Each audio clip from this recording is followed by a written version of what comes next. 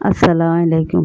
আমি আজকে বানাইম আপনার বিকালের একটা নাস্তার আইটেম। ২-৩টা উপকরণ দিয়ে।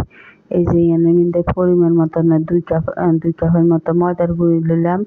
এরপরে ১/২ কাপের মতো চিনি, এরপরে আপনার দিলাম লবণ, এরপরে দিলাম সয়াবিন তেল পরিমাণ মতো।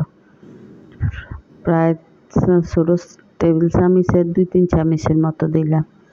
এরপরে এগুলারে ভালো করে মাখি, এরপরে এই জায়গায় একটা ডিম ভাঙি দিলাম।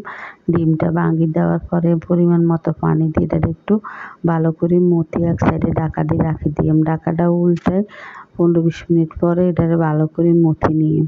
মথি রুটি বানাই নিলাম। রুটি বানাই এবার এগুলারে রাউন্ড শেপ আপনার ৪-৫ কোনাকানি এগুলা ফালাই দিলাম।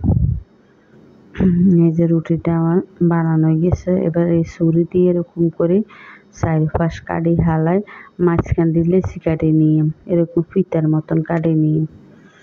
নেওয়ার পরে এটারে মাঝখান দিয়ে ২ ভাগ করে হেলাইম করে এই ইয়েটা দিয়ে আপনার ২টা রুটি পিঠা হইব। এইভাবে আপনার বড়ি আনি এরকম করে কুচি করে এক সাইডে রাখি দিবেন। এরপরে আমি আরেকটা পিঠা বানাই।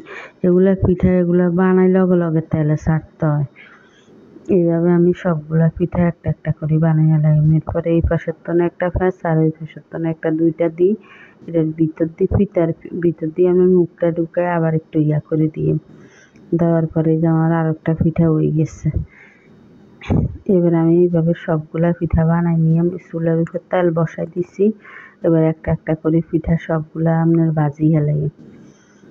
প্রথম অবস্থায় চুলা একটু আপনার তেলটা ভালো করে তাঁতর লাগবো, পরে চুলা মিডিয়ামের মধ্যে লইয়ে নেন, তাহলে যে পিঠাটা মচমচ হইব, খাইতে ভালো লাগবো।